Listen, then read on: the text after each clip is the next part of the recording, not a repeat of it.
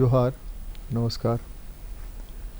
कुपोषण ये एक ऐसा वर्ड है, एक ऐसा शब्द है जो झारखंड में कम से कम भयावहता की स्थिति पैदा कर रहा है। कुपोषण की वजह से बड़ी संख्या में बच्चों का दिमाग कुंद हो जा रहा है और उसके दो कारण जो मोटा मोटी समझा जा सकता है। एक तो प्राकृतिक कारण है कि माता पिता दोनों कुपोषित हैं, उनके बच्चे कुपोषित हैं। माता पिता को भी पता नहीं है कि उनका बच्चा कुपोषित है, इस वजह से उसके कुपोषण के खिलाफ जो जंग उनको लड़ना चाहिए या जो व्यवस्था करनी चाहिए वो नहीं कर पा रहे हैं। केंद्र सरकार और राज्य सरकार अपने तय कुपोषण दूर करने की बहुत सारी कोशिशें कर रही हैं। अरबों रुपए पिछले 3 दशकों से ज़्यादा समय से खर्च हो रहा है, लेकिन कुपोषण दूर करने की रफ्तार जो होनी चाहिए वो रफ्तार दिख नहीं रही है। एक तो यह जो सबसे पहले हमने कारण बताया कि माता पिता समझें कि बच्चा कुपोषित है, तब वो ट्रीटमेंट की तरफ या उसके खान पान की तरफ ध्यान देंगे अपने सामर्थ्य के अनुसार। दूसरे यह कि उनके आसपास कौन सी चीज़ ऐसी है जिससे कि वो कुपोषण दूर करने में महती भूमिका उससे निभा सकते हैं और उससे अपने बच्चे का कुपोषण दूर कर सकते हैं। इसलिए कि जिन इलाकों में सबसे ज़्यादा कुपोषण है उन इलाकों में कंपैरेटिवली अनुपातिक रूप से निरक्षरता ज़्यादा है, साक्षरता कम है, जागरूकता कम है और जागरूक लोग ज़्यादा हैं और सब कुछ मान के बैठे हुए हैं कि भगवान जो करता है वही होना है।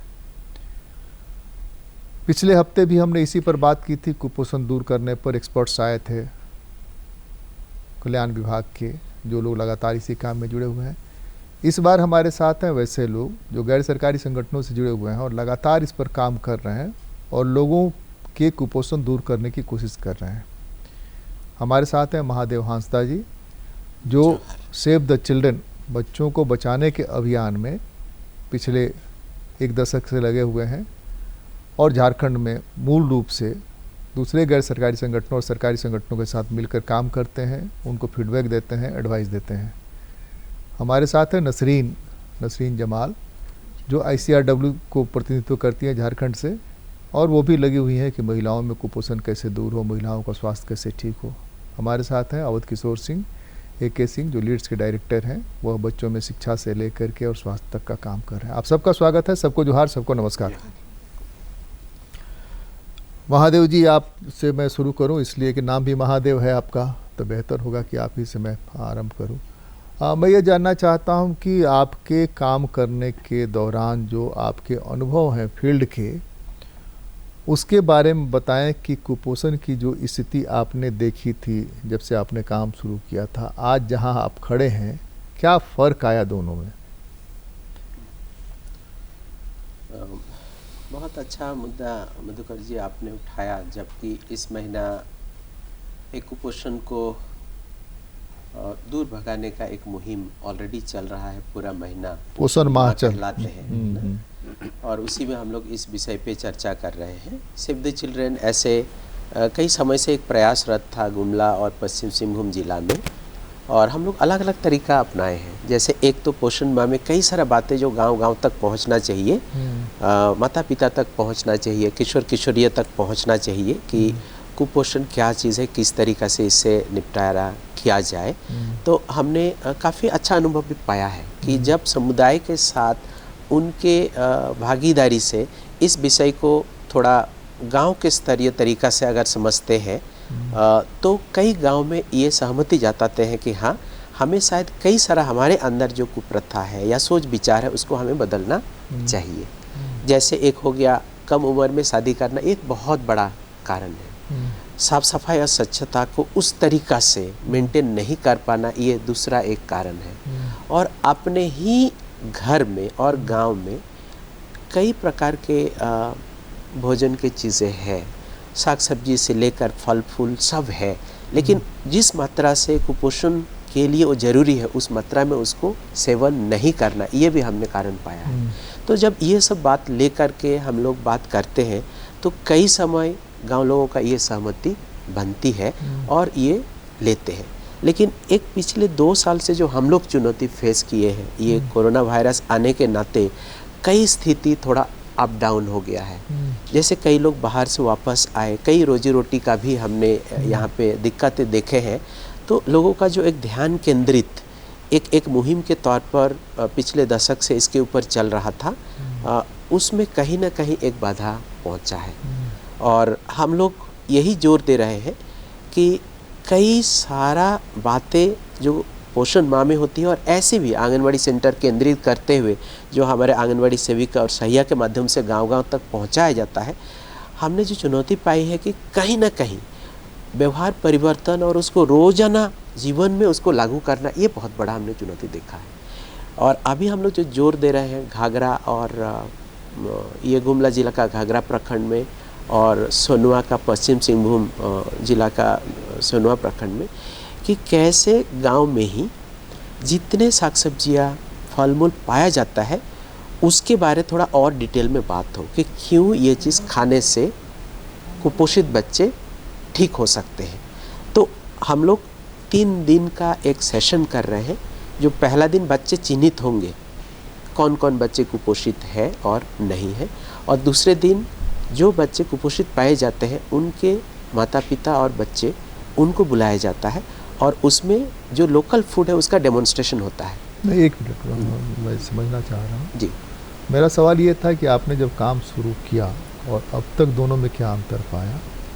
दूसरे ये कि आप जो इस बीच में काम करते रहे, तो काम करने में अभी भी माँ बाप अपने बच्चों के बारे में समझ पा रहे हैं कि वो कुपोषित है।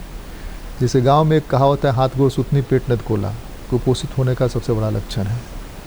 कुपोषित होने के लक्षणों में जो वैज्ञानिक कारण ढूंढे गए हैं उसमें कि 5वीं में पढ़ता है और दो का पहरा उसको याद नहीं हो रहा है, सबक याद नहीं हो रहा, सबक याद करता है भुला जाता है, रोज मास्टर से मार खाता है, मास्टर से पीटता है या डांट सुनता है कि बुद्धू है, समझ में नहीं आ रहा। लेकिन उसका जो मूल कारण है वो है कि पोषण नहीं मिलने से 3 साल तक उसको पोषण नहीं मिला, उसकी वजह से उसका दिमाग कुंद हो गया। उसको ठीक करना बहुत मुश्किल है। अभी तक कोई विज्ञान का नहीं आया है सिद्धांत की जिसमें कि उसको किया जाए।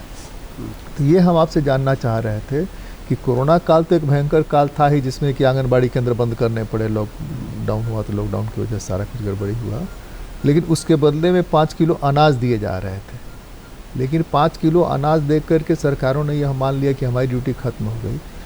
जो माता पिता बाहर से कमा करके लाते थे वो कमाई तो रुक गई। उस बड़े पैमाने पर मनरेगा से जो काम का सृजन किया जाना चाहिए था ताकि उस रोजगार की एवज में उनको वहाँ उतना रोजगार मिलता था, कंपनसेट होता, वो हम आपसे समझना चाह रहे थे। और हम क्या बने अपने दर्शकों को समझाना चाह रहे थे कि बदले में क्या हो सकता है। और मैं आपको मौका देता हूँ थोड़ी देर, मैं नसरीन की तरफ आता हूँ। जो आंकड़े हैं उस आंकड़े के मुताबिक लगभग 50 प्लस महिलाएं एनेमिक हैं झारखंड की। आंकड़े हमारे नहीं हैं, सरकार के आंकड़े NFHS 4 के जो लेटेस्ट आंकड़े माने जा रहे हैं। SFHS 4 अभी आया, SFHS का कोई आंकड़ा नहीं है उसके बाद का, ताकि हम वो उस पर बात कर सकें। मुझे थोड़ा बताइए कि क्या स्थिति है महिलाओं की, आप जब काम करना शुरू की अभी की स्थिति में सरकारों के हस्तक्षेप के बावजूद कितना सुधरा है कि वो फील कर रही है कि वो उसमें हीमोग्लोबिन कम हो रहा है और उसके हिसाब से वो हीमोग्लोबिन ठीक करने की कोशिश कर रही है। जी, तो अभी अगर देखेंगे एक तो सबसे पहले कि ये कुपोषण का जो हमारा अभी का जो ये चल रहा है अभियान है वो बहुत ही अच्छा है कि हम सब अपनी बातों को सबके सामने लेकर के जा सकते हैं। तो जो एक 2018 का जो आंकड़ा था उसमें अगर देखें कि एक सर्वे जब हुआ था NFHS का, तब उसमें 40% भारत में लड़कियां जो है वो कुपोषित है और 18% जो है वो लड़के कुपोषित है। और हम झारखंड का देखेंगे तो 65% आधी आबादी से ज़्यादा जो है वो कुपोषण के शिकार लड़कियां हैं। तो इसके कारण पे थोड़ा एक बार जाने की बहुत ज़्यादा ज़रूरत है, क्योंकि एक तो जैसे महादेव जी ने भी बताया कि जो चाइल्ड मैरिज है या बोलेंगे उसको अर्ली मैरिज भी, क्योंकि एक बहुत बड़ा कारण है कि जब कम उम्र में शादी होती है और कम उम्र में शादी के साथ भी वो कम उम्र में माँ बनती है तो बच्चे कुपोषित होते हैं। और उसके साथ उनका जुड़ा हुआ बहुत बड़ा एक कारण है जेंडर भेदभाव, कि किशोरियाँ हैं या लड़कियाँ हैं, शादी हो जाती है या शादी से पहले भी उनके साथ खान पान को लेकर के या बहुत बड़ा एक भेदभाव है कि लड़के पहले खाएंगे, लड़कियां बाद में खाएंगी। एक साथ खाने की बात हमारी परंपरा में अभी भी धीरे धीरे ये अंतर जो है वो कम होता दिखाई तो दे रहा है, लेकिन फिर भी है कि साथ में हम नहीं खाते हैं और कुछ अच्छे खाने की चीज़ है तो हम बेटे को बढ़ावा देते हैं, लड़कियों को हम कम देते हैं। तो ये कुपोषण का एक कारण ज़्यादा लड़कियों की तरफ दिखता है कि वो कुपोषित ज़्यादा होती हैं और शादी के बाद में फिर उन पे ही वो बात होती है कि वो बच्चे जो कुपोषित हैं। तो माँ और बच्चे दोनों कुपोषण के शिकार होते हैं और जिसका कारण ये होता है कि उनकी पूरी ज़िंदगी जो है वो कुपोषण से घिरी हुई नज़र आती है।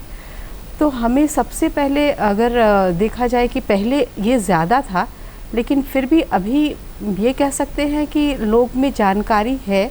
आपके पॉकेट में जहां आप काम कर रही हैं वहां क्या बदलाव चिन्हित किए आप, क्या बदलाव आए? इसलिए कि आप जो कह रही हैं सुनने में अच्छा लग रहा है, लेकिन सुनने में अच्छा लगने से बात इसलिए नहीं बनती है कि औरतें बाद में खाएंगी ही खाएंगी। जो परंपरा बनी हुई है उस परंपरा को तोड़ना इतना आसान नहीं है।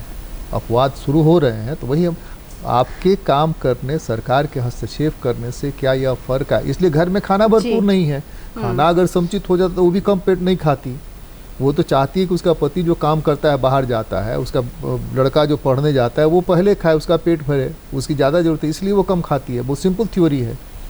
तो वो जो आप काम करें तो उसमें क्या बदलाव चिन्हित हो रहा है, ये असल चीज़ है जानना, ताकि हमारे दर्शक जाने और उसको ठीक ठाक करने की कोशिश करें। तो जिस क्षेत्र में हम काम कर रहे हैं वो संथाल रीजन, गोड्डा और जामताड़ा, जहाँ पे आप जामताड़ा में 45% बाल विवाह का दर है और गोड्डा में 65% है। वहाँ पे हमारे काम करने के दौरान जेंडर भेदभाव को लेकर के हमने किशोर किशोरियों के साथ में काम किया है और ये एक भेदभाव को कहेंगे कि कोशिश की गई है कि वो घर में जाकर के बातचीत करें और अपनी बातों को भी सामने रखें। और ये बदलाव दिख रहा है कि हम साथ में खाना खाएंगे, हमें शिक्षा बराबर की दी जाए, हमारी भी बात सुनी जाए। तो ये जो भेदभाव है वो हमें नज़र आना शुरू हुआ है। लेकिन ये भी कह सकते हैं कि सिर्फ किशोरी या तो किशोर के कहने से ही ये भेदभाव दूर नहीं हो सकता। माँ और पिता के साथ में भी हमें बात करना बहुत ही ज़रूरी है। तो जैसे आपने कहा कि एक परंपरा है, लेकिन ये परंपरा को हमें देखना होगा कि हम कुपोषण के जड़ में जाने की ज़रूरत है कि वो कहाँ से शुरू होता है। तो वो भी एक भेदभाव, मेरे हिसाब से जड़ तो वही है जहाँ की भरपेट खाना नहीं मिलता है, गरीबी हो, मुफलिसी हो, रोजगार का नहीं मिलना हो, सबसे बड़ा जड़ तो वही है। बिल्कुल। लेकिन ये भी बात है कि हमारे झारखंड में बहुत ऐसे बोलेंगे कि फल फूल है जिसको हम अगर जानकारी का अभाव है तो उसको हम देखेंगे तो वो दूर किया जा सकता है। पहले तो भरपेट भोजन की बात में भात आता है, उसके बाद में फल फूल आता है। फल फूल कहाँ से हम, और किशोर वैसा ये हम आपसे समझना, आप तो RTI के स्टेट के ये भी हैं, तो आप जो स्कूलों में जाते हैं तो स्कूलों में आप जब से काम कर रहे हैं इस फील्ड में, और अब क्या चेंज दिख रहा है बच्चों में? कुपोषण के मामले में कुछ स्थिति में सुधार हुआ है? मेरा जहाँ तक ध्यान है कि मैंने जहाँ जब तक फील्ड विजिट की उसके हिसाब से कोरोना के पहले, कोरोना के काल में अंतर आया, बहुत साफ साफी बच्चों में दिख रहा है, कुपोषण के शिकार बच्चे बढ़े हैं। आपको क्या लगता है? एक डाटा दे के हम अपनी बात शुरू करना चाहेंगे कि जो रफ्तार है, इतनी सारी कोशिशों के बावजूद वो रफ्तार की क्या हैसियत है और किस तरह से हम लोग बढ़ रहे हैं। NFHS 1 1991-92 का जो डाटा है उसमें बोला गया कि कुपोषण इस हद तक है पूरे देश में कि 50% से ज़्यादा बच्चे स्टंटेड हैं, मेल न्यूट्रिटेड हैं, अंडरवेट हैं और मोर्टेलिटी रेट ज़्यादा है बच्चों की कारणों से। आज जब NFHS 5 का जो ड्राफ्ट डाटा आया है, अभी जो पहला स्लॉट रिलीज़ किया गया है, उसमें 22 स्टेट का स्टडी किया गया है। 22 स्टेट के स्टडी में बोला गया है कि पिछले 30 साल की कोशिशों के बावजूद मात्र 22 राज्यों में से जो 12 राज्य हैं जहाँ पर स्टंटिंग डिक्लाइन हो रही है, थोड़ा सा डिक्लाइन हुआ है। बाद बाकी जितने भी इंडिकेटर्स, झारखंड की क्या स्थिति है? उसमें झारखंड की स्थिति टॉप 3 में ही है। मतलब जो सबसे ख़राब हालात हैं 3 राज्यों के, उसमें से झारखंड भी एक है। तो इस तरह से रफ्तार बहुत कम है। रफ्तार कम होने के जो कारण हैं कि सरकारें जो निर्णय लेती है, एक बहुत बड़ा मुद्दा है। और देश के लगभग जो पॉपुलेशन है हमारा, या राज्य का जो पॉपुलेशन है, उसमें से 28 से 30% पॉपुलेशन इस ग्रुप को बिलोंग करते हैं, जहाँ पे मेल न्यूट्रिशन है और उसका असर देखने को मिलता है। जो सबसे बड़ा कारण है कि क्यों हम लोग इसको नहीं, क्यों रफ्तार इतनी धीमी है। तो रफ्तार धीमी इसलिए है कि जो निर्णय सरकार लेती है उसको धरातल पर क्रियान्वयन करने के लिए जो इच्छा शक्ति सरकार की होनी चाहिए वो दिखती नहीं है। और जो निर्णय लिए गए उस निर्णय को सही ढंग से समय के अनुरूप लागू किया जाए। और जो आंगनवाड़ी सेंटर्स हैं, और आंगनवाड़ी सेंटर्स के माध्यम से जो तय किए गए थे कि 6 डिलीवरी किए जाएंगे और 6 डिलीवरी के माध्यम से बच्चों के पोषण को समृद्ध किया जाएगा, मजबूत किया जाएगा, वो आज भी झारखंड में बहुत ही बुरी हालात में है। और इन सब चीज़ समस्याओं में जो स्कूल का हो, मिड डे मील बंद है, जो THR है, टेक होम राशन का जो हिसाब है वो ऐसा है, कहीं मिल रहा है, कहीं नहीं मिल रहा है, कहीं आधा अधूरा मिल रहा है। चाहे कैबिनेट जो भी अप्रूवल दे, न्यूज़पेपर में जो भी आप पढ़ें, लेकिन धरातल की स्थिति यही है कि बच्चों का क्वालिटी फूड नहीं मिल रहा है, कंटिन्यूटी में फूड नहीं मिल रहा है। और पेरेंट्स जो हैं उनको भी काउंसलिंग करने की ज़रूरत है। जैसे शुरुआत में ही आपने बोला कि पेरेंट्स अनअवेयर हैं और इलिटरेट हैं, जिसकी वजह से अपने आसपास के ही खाद्य पदार्थों का हम कैसे उपयोग करें ताकि अपने बच्चों को पोषण को बढ़ा सकें। और पोषण क्यों ज़रूरी है बच्चों का, लड़कियों के लिए, ये हमारे शिक्षा में, हमारे समाज के बदलाव में किस हद तक की भूमिका अदा करता है, इसकी जानकारी पेरेंट्स को देने की ज़रूरत है, जो बाय एंड लार्ज सरकार के माध्यम से होता नहीं है। जो जनरली जो हम जैसी संस्थाएं हैं, हम लोग थोड़ा मोड़ा छोटे पैकेट में करते हैं, लेकिन ये मुख्य धारा का इतना दबाव होता है कि हम 20 गांव में काम कर रहे हैं और 20 गांव से जिस दिन हम विड्रॉ करते हैं 3 साल 5 साल के बाद, फिर हालात जहाँ के तहाँ पहुँच जाते हैं और लोग कुपोषण की स्थिति उसी तरह से बनी रह जाती है। तो इस तरह से एक बाय एंड लार्ज झारखंड की स्थिति बहुत ख़राब है। बच्चे कुपोषित हैं। अभी पिछले कुछ दिन पहले हम लोग मिनिस्टर के साथ में, महादेव जी, हम लोग सब लोग बैठे थे, और पिछले जब थोड़ा सा ईज़ हुआ था लॉकडाउन, तो हम लोग प्रोग्राम किए थे पोषण को लेकर के। तो इसमें सरकार का जो अपेक्षा है NGOs के माध्यम से कि हाथ जुड़ाएं, हम लोग मिलें, लेकिन हम लोगों की संसाधनें लिमिट हैं। हम लोग अवेयर कर सकते हैं, लेकिन दोनों को मिल के काम करने की ज़रूरत है। और सरकार को भी 2 कदम आगे आना चाहिए, हम लोग भी 2 कदम आगे बढ़ेंगे। और एक ऐसा मुद्दा है कि पूरा समाज नक्श से एक साथ नहीं लगे, एक साथ मिल के नहीं लगे, तो ये इस समस्या का समाधान निकट भविष्य में नहीं दिख रहा है। क्योंकि पोषण है कंटिन्यूअस आप nutrients, micro nutrients, vitamins, proteins, fat, ये सब कुछ सप्लाई करेंगे कंटिन्यूटी में।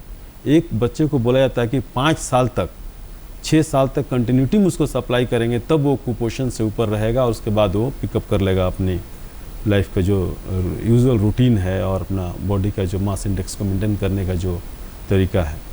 लेकिन इन जो पहला 6 साल है, इन सारी चीज़ों की पूर्ति झारखंड में बाय एंड लार्ज नहीं होती है, जिसके वजह से आप देखेंगे कि डाटा, NFHS का डाटा भी है जो बोलता है कि 44-45% बच्चे न्यूट्रिशन डेफिसिट में हैं। लेकिन जब हकीकत में आप रूरल एरिया में जा कर के देखेंगे तो इसकी हालत बहुत ही ख़राब है। वो 70-75% से ज़्यादा बच्चे आपको कुपोषित मिलेंगे, महिलाएं कुपोषित मिलेंगी, और डाटा में बहुत सारा हेर फेर किया जाता है, लेकिन हकीकत कुछ और बयां करती है। महादेव जी, इसी बात को जो हम आपसे सवाल किए थे उसी सवाल पर आई, जो आपका जवाब नहीं आया था कि आप जो फील्ड में काम कर रहे हैं, अब जो उत्तरोत्तर आप प्रगति देख रहे हैं 1.5 साल के कोरोना काल में, वो कहाँ चला गया पीछे और कैसे ठीक कर सकते हैं? इसलिए कि देखिए 2-3 सवाल हमारे सामने जो दिख रहे हैं। एक तो है कि भरपेट भात, पेट भरना चाहिए, पेट भरने के लिए ही वो सारा काम करता है।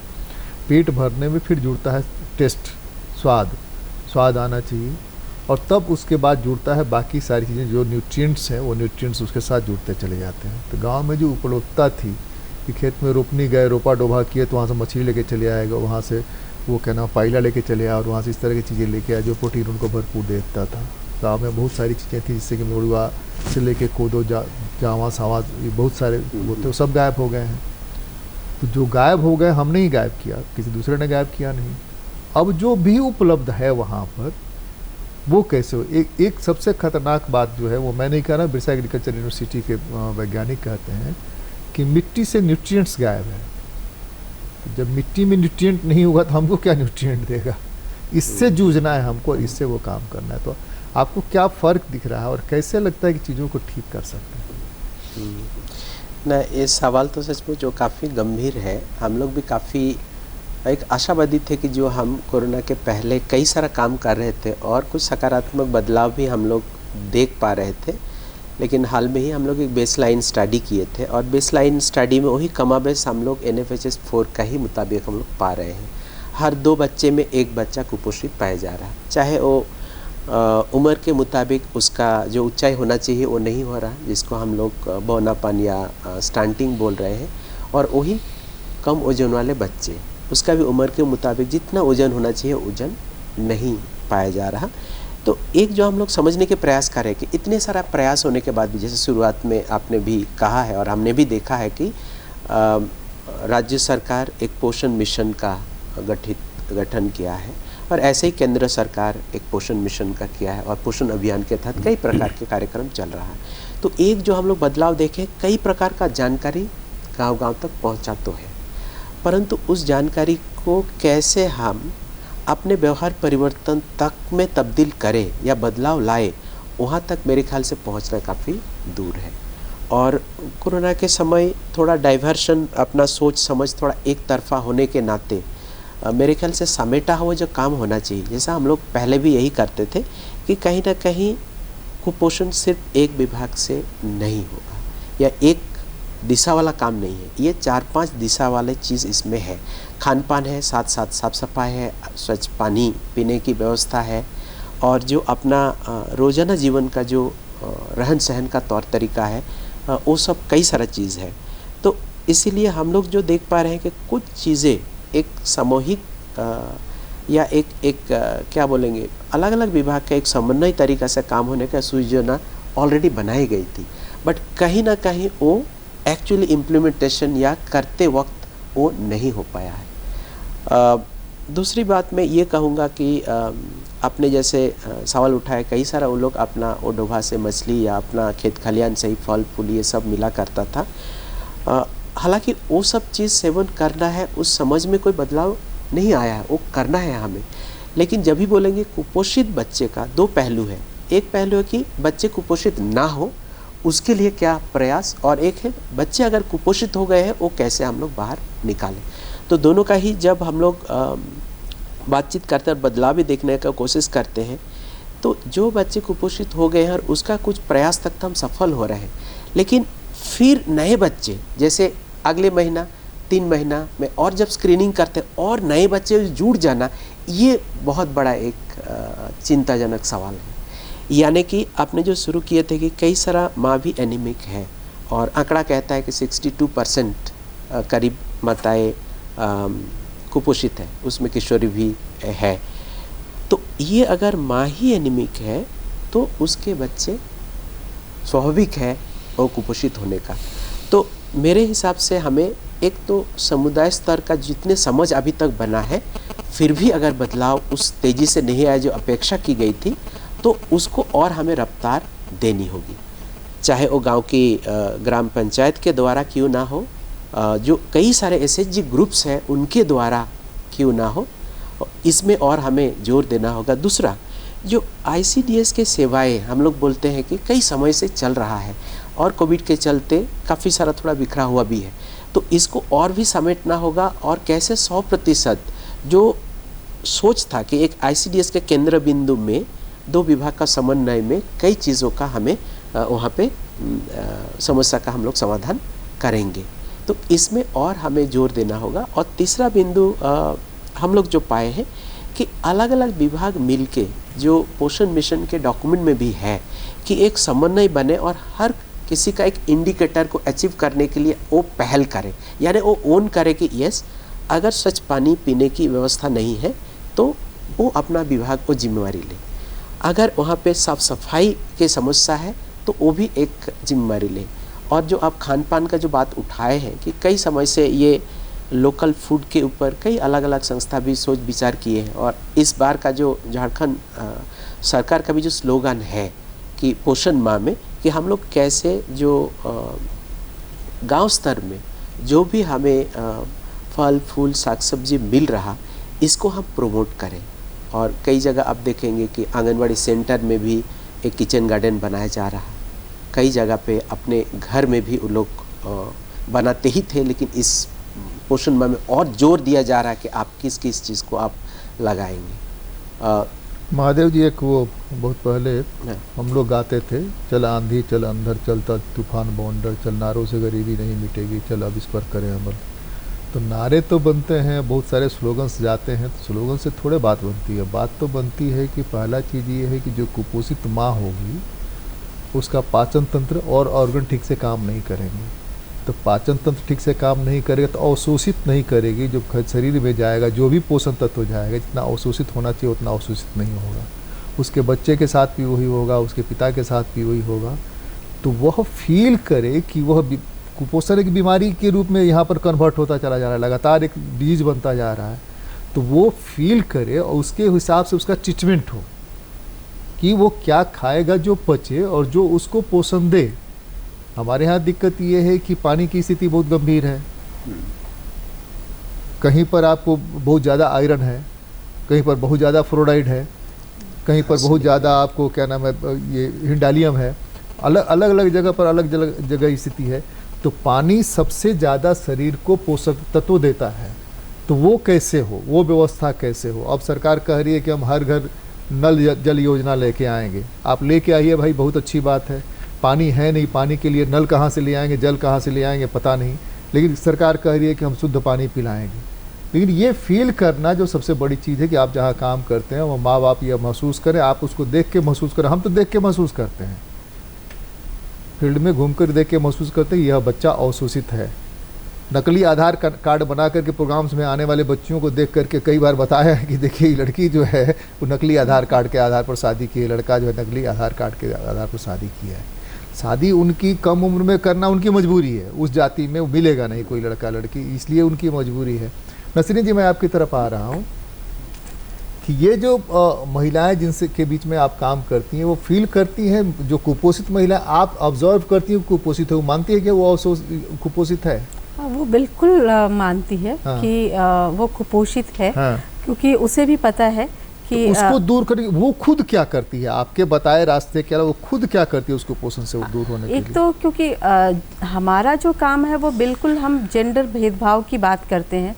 तो पहले भी जो हमने बात कहा कि हम एक साथ खाना खाएंगे तो घर में जो भोजन बना है वो सबकी थाली में एक जैसा जाएगा। तो एक तो कुपोषण दूर करने का सबसे बड़ा उपाय ये होता है और वो उसको करना शुरू की हैं। दूसरी बात ये है कि उन्हें पता है कि हमारे गांव में किस तरीके के साग सब्ज़ी मिलती है जो हमें खाना ज़रूरी है, तो वो उसको भी करती है। क्योंकि वो जंगल खुद जाती है लकड़ी लाने के लिए, जलावन लाने के लिए, तो वो अपने लिए भी वो लेकर के आती है। और आपने सिखाती है पुरुष भी जाए जंगल से लकड़ी ले आए, दोनों मिलकर लकड़ी ले आए? बिल्कुल सिखाते हैं, लेकिन यहाँ पे बात ये है कि इस परंपरा को सिर्फ किशोरियों के साथ बात करने से ये टूटने वाली नहीं है। हम पुरुषों के और लड़कों के साथ में भी बात करना बहुत ज़रूरी है, क्योंकि उनका भी उतना ही सहयोग होगा, फिर ये टूट पाएगी और हम एक नई दिशा की ओर आगे बढ़ पाएंगे। खुदा करें कि टूटे। ये और जी हम एक चीज़ कह रहे थे कि लगभग हर गांव पंचायत में 10 या 11 कम वेतन या स्टाइपेंड पाने वाली सरकारी कर्मी हैं। अलग अलग काम के लिए अलग अलग सरकारी कर्मी, ज़्यादा ही होंगी। हाँ, मुझे जितना ध्यान आ रहा है, इन सबको एक तरह की ट्रेनिंग दी जाए। जो ट्रेनिंग सबसे ज़्यादा जरूरी है वो है कुपोषण दूर करने की, कि वो सिर्फ पानी के बारे में ही नहीं जाने, वह देख करके समझ सके कि वो कुपोषित है। इन लोगों का एक समूह बना के इनको लगातार अपग्रेड किया जाए, ट्रेनिंग दिया जाए और इन लोगों की मदद ली जाए इस तरह कुपोषण दूर करने में, इसमें कुछ बात बन सकती है क्या? हाँ, इसमें एक ये सोच 1 साल पहले आई थी जी।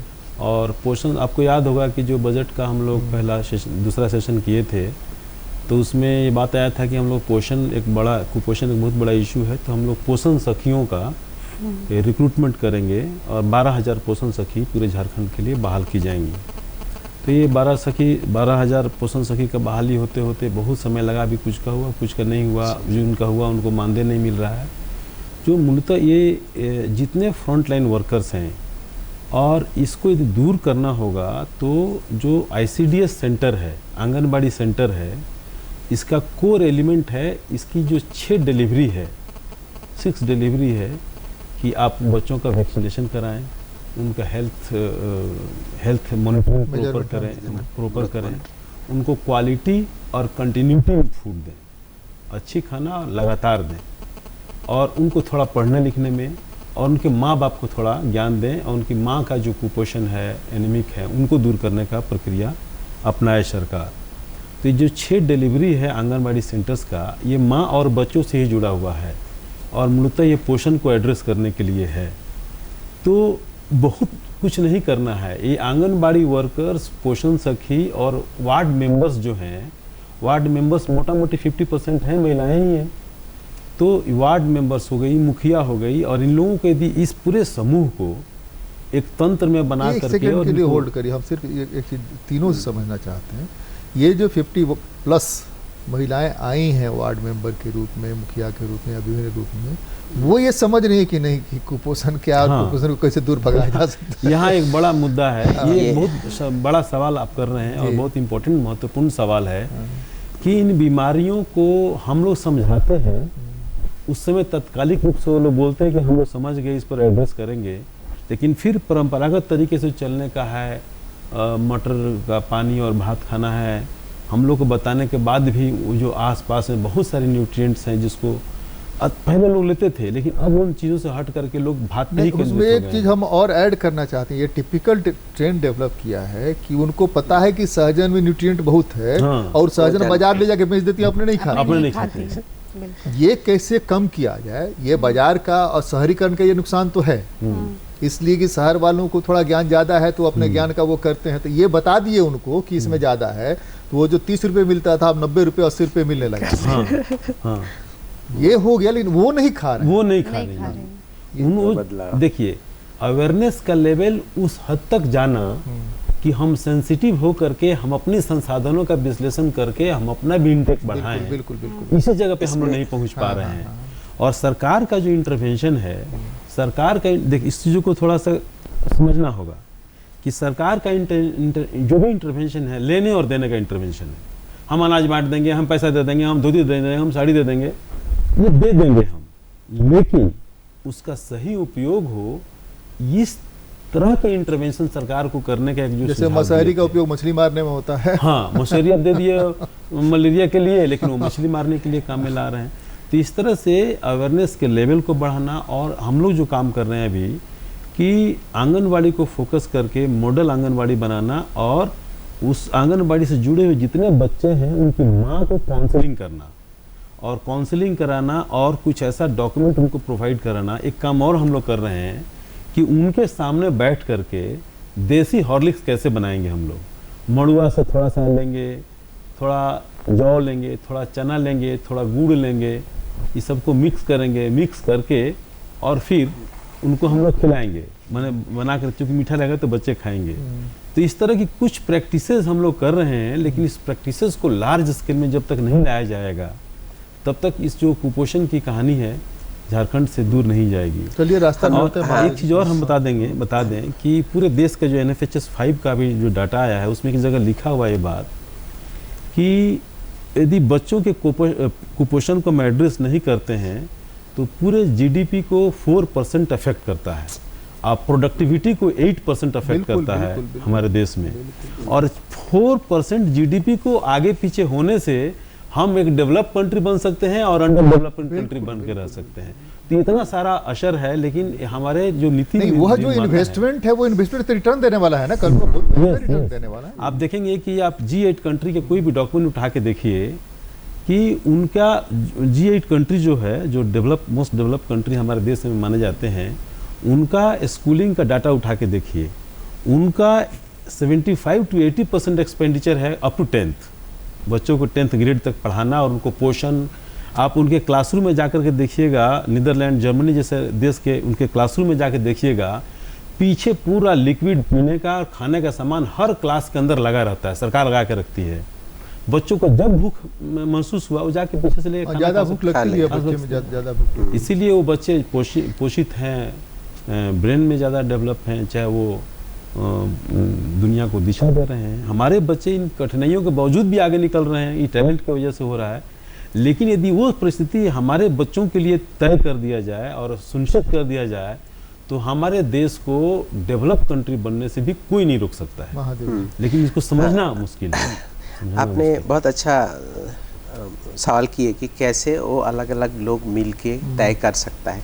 हम लोग कोविड के पहले ही शुरू किए थे कि आंगनबाड़ी सेंटर में जितने सुविधाएं मिलते हैं उसमें महीना में एक दिन वार्ड मेंबर आए, जो मुखिया है वो भी रहे।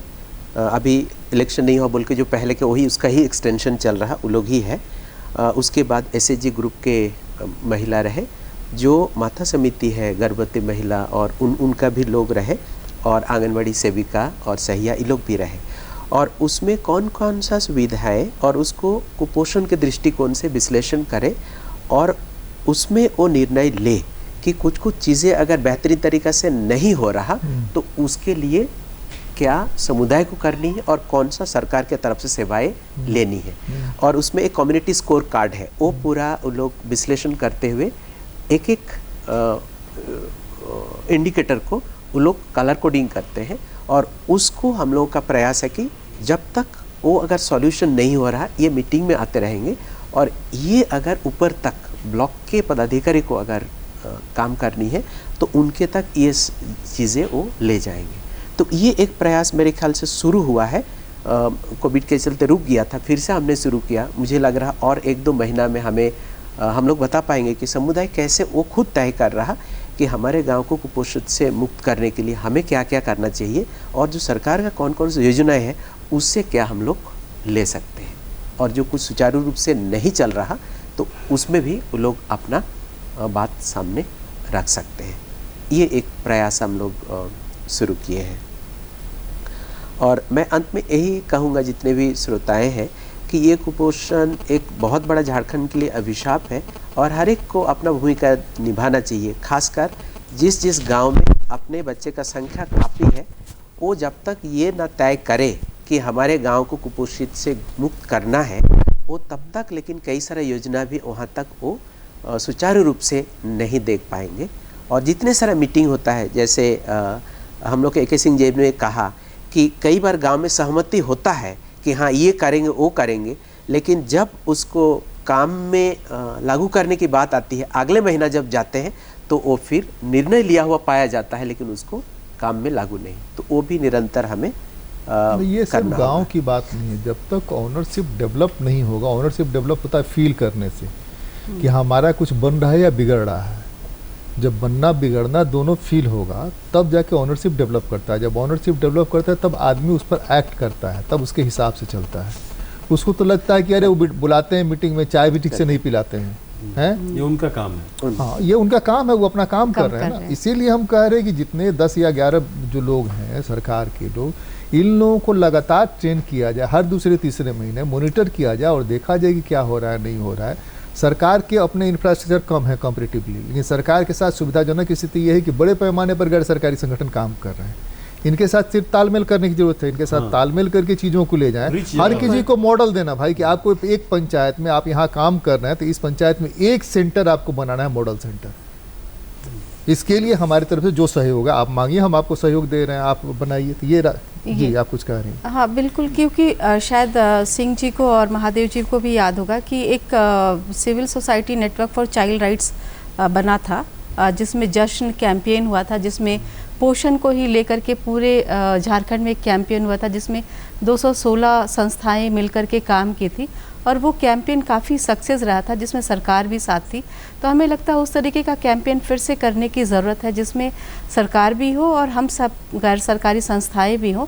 और वो सोशल ऑडिट गांव के लोगों के द्वारा किया गया था और वहीं पे एक प्लान भी बना था और उसको लेकर के हमें लगता है कि वो काफ़ी सक्सेस हुआ था। तो वो एक उस तरीके से फिर से हमें आगे बढ़ने की ज़रूरत है इस अभियान को लेकर के, तो हम इस पे और आगे बढ़ सकते हैं। भारत के संविधान में जो डायरेक्टिव प्रिंसिपल्स है उसमें सहकारी आंदोलन के बारे में जिक्र है कि सहकारी आंदोलन से ही चलता है ना भाई, यही ना सहकार है, सहकारी आंदोलन यही सहकार है ना भाई। तो यह सहकार अगर बनेगा तो निश्चित रूप से चीज़ें बढ़ने लगेंगी। हम रास्ते ढूंढ रहे हैं कि क्या क्या रास्ते हो सकते हैं। एक रास्ता तो मेरी समझ में ये है, आप लोगों की समझ में और क्या रास्ते हो सकते हैं। सरकार भी यह कह सकती है कि हमारा हर पंचायत में हमारा एक मॉडल सेंटर होगा आंगनबाड़ी का, सरकार यह कर सकती है, उसके पास तो पूरे संसाधन है। एक सेंटर आप बनाइए, बाकी सेंटर गैर सरकारी संगठनों को दीजिए कि भाई एक सेंटर आपका, एक सेंटर इनका, एक सेंटर इनका, और इस तरह सेंटर बना के दिखाइए। हमको लगता है रिजल्ट आने लगेगा। पहली जिम्मेवारी जो है वो जिम्मेवारी ये है कि माँ बाप फील करें कि वो कुपोषित हैं और तब उनके बच्चों को देखें कि बच्चा कुपोषित है कि नहीं है। उनको फुर्सत नहीं है, दिन भर काम करके आया, कहीं बैठा, अगर संभव हुआ तो कुछ लिया दिया, ले दे करके आके अपना खाया पिया सो गया। हाँ, फुर्सत सिर्फ उन्हीं को नहीं है। हाँ, फुर्सत जो सरकार के लोग भी काम कर रहे हैं उनको भी नहीं है। वहाँ तो रूटीन दिया हुआ है, उसको पूरा कर देना है, बस हो गया। ये दिक्कत है। देखिए हमारे जैसे राज्य में यदि आंगनबाड़ी का सेंटर चलता है और कुछ परचेजिंग, लोकल परचेजिंग होता है, आंगनबाड़ी की सेविकाएं अपने पैसे से या अपने क्रेडिट पे लेती हैं कोई सामान, तो आए दिन आप पेपर में देखते होंगे कि पिछले 6 महीने से पेमेंट नहीं हुआ है, दुकानों ने बंद कर दिया देना और बच्चों को कुछ नहीं मिल रहा है। वो भी डिजिटल जमाना है, डिजिटल जमाना, किस सेकंड में पैसा आप किसी को हाँ ट्रांसफ़र कर सकते हैं, मैसेज आप इधर उधर कर सकते हैं। तो जो मुझे लगता है लंबे समय का काम करके कि सरकार के स्तर पर जो निर्णय होते हैं उसमें कहीं कोई समस्या नहीं है। वो निर्णय जो मीडिया में आकर फ्लैश होता है वहाँ तक कोई समस्या नहीं है। समस्या है कि जब धरातल में हम इम्प्लीमेंट करने जाते हैं और वहाँ पर जो लोग उदासीन हो जाते हैं, पेरेंट्स भी उदासीन है, सरकारी महकमा भी उदासीन है और राजनेताओं को इनसे बहुत ज़्यादा इशू नहीं है, इसीलिए कि बच्चे उनके वोटर नहीं है, इसीलिए वो उसके प्रति उनका ज़्यादा कोई कमिटमेंट चिंता नहीं है। तो इस तरह से एक स्टेट की जो कमिटमेंट और कमिटमेंट से भरा हुआ ड्राइव होना चाहिए। अभी 1 महीना आप पोषण चल रहा है, आपको छोटी सी कहानी बता रहे हैं, ये पोषण माह चल रहा है। पोषण माह में सब किसी को एक शेड्यूल बना दिया गया है 8 पेज 7 पेज का कि इस दिन ये करना, इस दिन वो करना।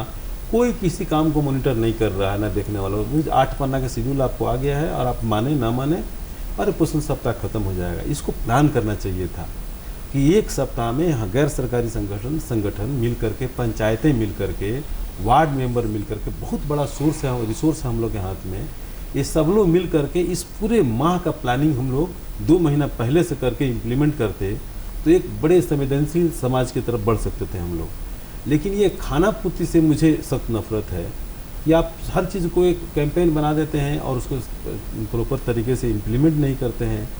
यदि मान लीजिए हम इम्प्लीमेंट की बात बढ़ चढ़ के कर रहे हैं तो बोला जाएगा तो अब आप पूरा डिस्ट्रिक्ट लेकर आप ही कीजिए, नहीं तो आपको ब्लैक लिस्ट कर दिया जाएगा। तो इस तरह से नहीं होगा काम। ये तो बच्चों का इशू है, हम सबको मिलजुल के काम करना होगा, तब जा कर के इन चीज़ों समस्याओं का समाधान हम लोग कर सकते हैं।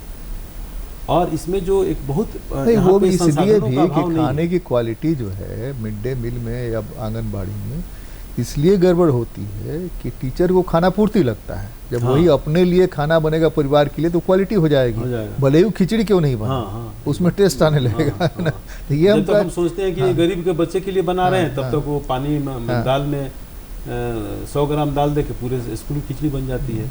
इसमें एक चीज़ जो हम लोग कोशिश कर रहे हैं कि उनके पास एक किताब भी हमने छापा है और एक वीडियो भी हम लोग बना रहे हैं कि उनके अपने पंचायत में, जैसे बहाना करते हैं लोग ये नहीं मिलता वो नहीं मिलता, तो उनके अपने पंचायत में कौन से साग हैं जो हर तरह के न्यूट्रिएंट्स को प्रोवाइड करते हैं। महुआ को किस तरह से अपने बच्चों को खिला सकते हैं बहुत सारा पपीता, जो बाई एंड लार्ज झारखंड का एक बड़ा प्रोडक्शन है, पपीता को आप एक जगह रिकॉर्डिंग किए थे, देखे थे कि बंदगांव में एक पेड़ के ऊपर कितना पपीता था, लेकिन वो लोग नहीं खाते हैं। कौन बाहर का आदमी आएगा तो देखेगा तो 2-4 तोड़ के ले जाएगा, कभी मार्केट में लाके ये बेच 4 रुपये 5 रुपये किलो बेच दिए, वहीं दलाल ला के शहर में 40 रुपये किलो बेचता है।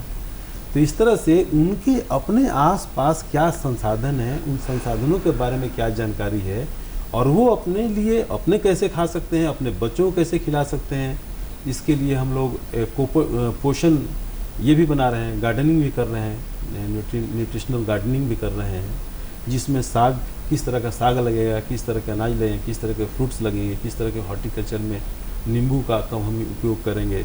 तो ये मिला जुला के जितने एक आदमी का रिक्वायरमेंट है, जितने एक बच्चे का रिक्वायरमेंट है, उनको 20 से 25 डिसमिल ज़मीन में हम लोग खेती कराने का प्लान कर रहे हैं, और उसी खेती से पूरे साल उनको न्यूट्रिएंट्स मिलेगा।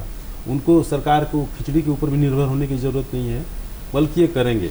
और इसी मॉडल पे मनरेगा में वो ये बनाने का प्लान किया गया था, लेकिन ये अभियान क्यों रुका हुआ है मुझे समझ में नहीं आता। उससे तो कोरोना से ज़्यादा कोई इशू नहीं है कि न्यूट्रिशन गार्डन बनेगा हर परिवार में, और उस न्यूट्रिशन गार्डन से न्यूट्रिशन परिवार को मिलेगा, क्योंकि सरकार ला के नहीं खिला सकती और न्यूट्रिशन दूर नहीं कर सकती। एक रास्ता तो हो सकता है महादेव, ला के झारखंड में जिस बड़े पैमाने पर आम होते हैं, अगर उसकी प्रोसेसिंग करके अमोट बना लिया जाए तो ये इलाके वही जंगल के इलाके हैं जहाँ बड़े पैमाने पर गांव हैं, वो अमोट जो है उनका न्यूट्रिएंट का काम कर सकता है। इमली बड़े पैमाने पर इमली की पैकेजिंग हो रही है, इमली ट्रक का ट्रक जा रहा है, महुआ ट्रक का ट्रक जा रहा है, आंवला ट्रक का ट्रक जा रहा है, बेल ट्रक का जो है हमारे पास, उनको सिर्फ ये फील कराने का कि इसके खाने से आपका कैसे वो स्वास्थ्य ठीक रहेगा, स्वास्थ्य ठीक रहेगा तो आपकी मजदूरी कैसे बढ़ेगी, आपकी आमदनी कैसे बढ़ेगी। जब तक इससे हम लिंक नहीं करते हैं तो इससे लिंक करने का क्या रास्ता हो सकता है, कौन सी थ्योरी हो सकती है, कौन सी टेक्नोलॉजी हो सकती है। लिंक करने के लिए टेक्नोलॉजी तो कई सारा बाद में निकलेगा, लेकिन पहले जो आप जो मूलभूत सवाल उठाए हैं उनके समझ में कि वो ओन करे कि हाँ मेरे यहाँ कुपोषण है, और ये कुपोषण होने के चलते पहला चीज, हाँ पहला चीज़ है, और कुपोषण होने के चलते नुकसान मेरा ही हो रहा है, मेरे परिवार का और उसका जनरेशन का प्रॉब्लम हो रहा है ये, और उसके चलते जो मन बुद्धि का या बाकी पढ़ाई लिखाई नहीं होने का कई कारण जुड़ा हुआ है, लेकिन साथ साथ शारीरिक कारण वो कई बार छोटा बीमारी में भी वो कमज़ोर हो जा रहा, तो कई दिन वो ना घर का काम कर पा रहा ना दूसरे का काम कर पा रहा।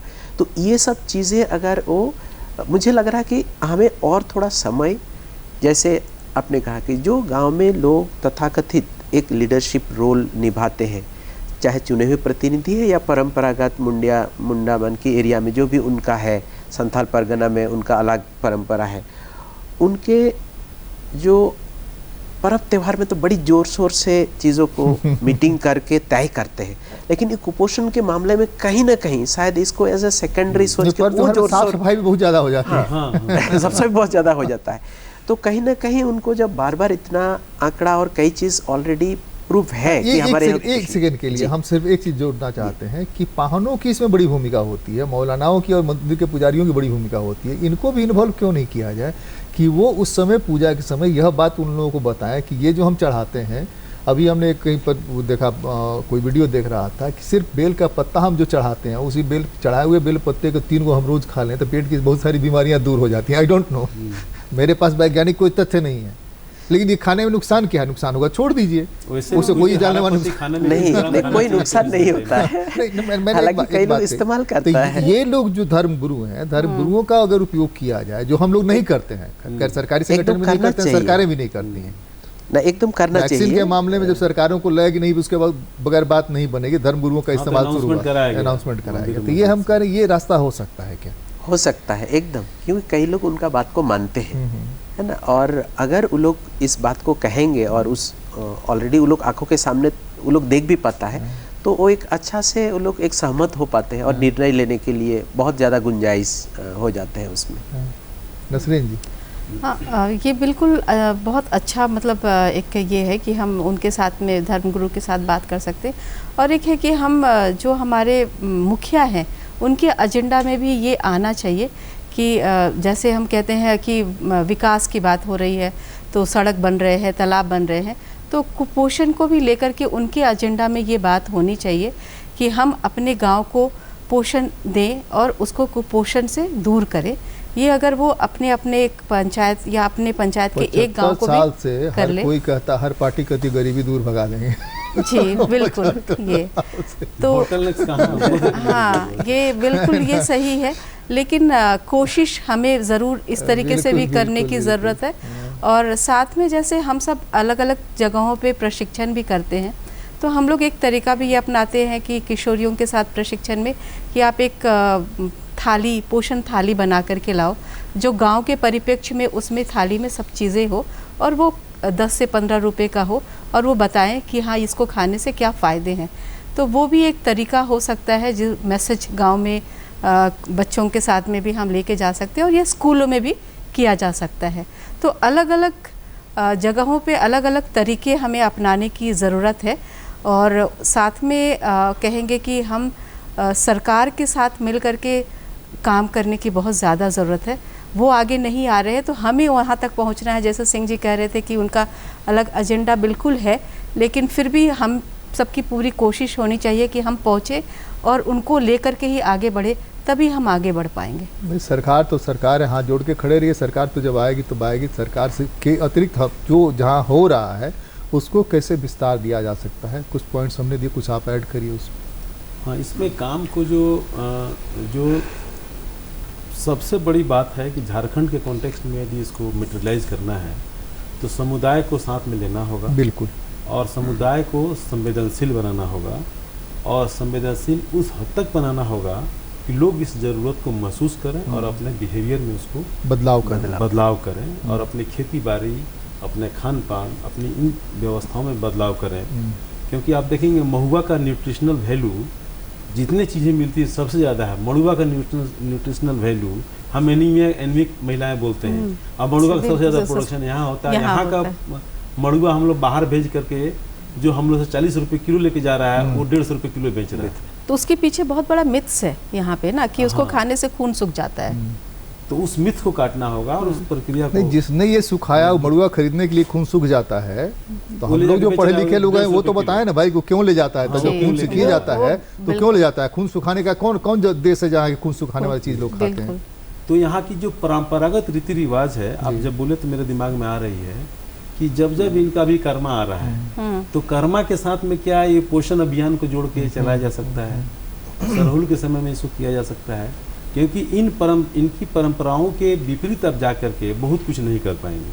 तो उस परंपरा के साथ इंटीग्रेट करके, जैसे हम लोग कर रहे हैं कि उन्हीं की खेती, खेत में उन्हीं के द्वारा किया गया खेती, चकुड़ साग लगवाना, बैंक साग लगवाना, इन जो वहाँ लोकली हो रहा है उन्हीं सभी चीज़ों को लेकर के, और कैसे पोषण थाली नहीं, गंधारी बाजार में आ जा रहा है। गंधारी वो नहीं खा रही, वो बाजार में आ जा रहा। ऐसे हम लोग घाघरा में और सोनवा में ही ऐसी समुदाय के साथ मीटिंग कर रहे थे कि चलो हम लोग लिस्टिंग करते हैं कितने प्रकार का चीज़ आप लोग खाने वाले गांव घर में या बाजू वाला जंगल में आप लोग पाते हैं। तो 90 प्रकार का चीज़ें हमने लिस्टिंग की थी।